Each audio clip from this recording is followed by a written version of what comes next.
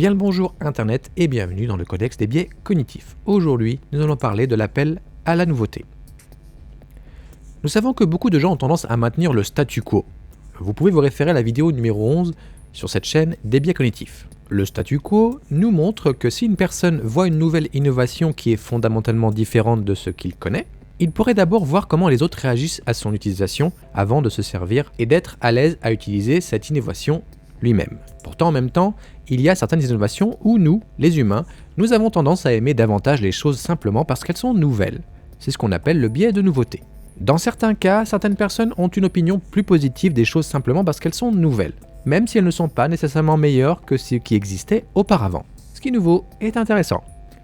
Une méta-analyse en réseau de 522 essais, sur 116 477 participants, c'est très précis, a révélé que lorsqu'un médicament était nouveau, il semblait être plus efficace sur une valeur de différence de 1,18 fois plus que lorsque le même médicament était resté et testé avec une appellation de non-nouveauté sur le marché.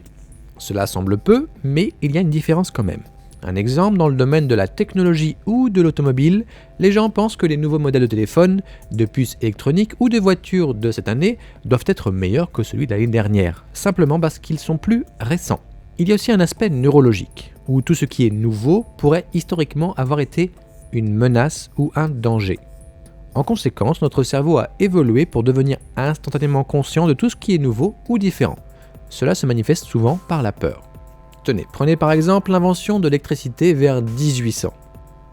Imaginez cette innovation nouvelle, qui était considérée comme extrêmement dangereuse, et les gens qui vivaient à cette époque-là en avaient extrêmement peur. On reflète par exemple en 1818 le roman de Frankenstein, où l'on présente un corps mort qui puisse revivre avec l'électricité d'un éclair, avec un savant fou. Petit tips, si vous voulez avoir un dosimètre des peurs actuelles dans notre quotidien, regardez les films, lisez les romans, ils vont vous dire quels sont les thèmes qui font peur actuellement. Là, je vous ai présenté un appel à la nouveauté qui présentait une menace et un danger.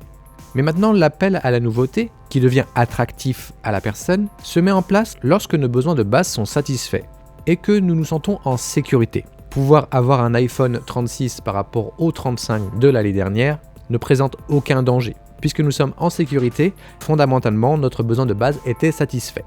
Malheureusement, cette même attention accrue à tout ce qui est nouveau peut signifier que nous sommes facilement distraits par le prochain nouvel objet brillant.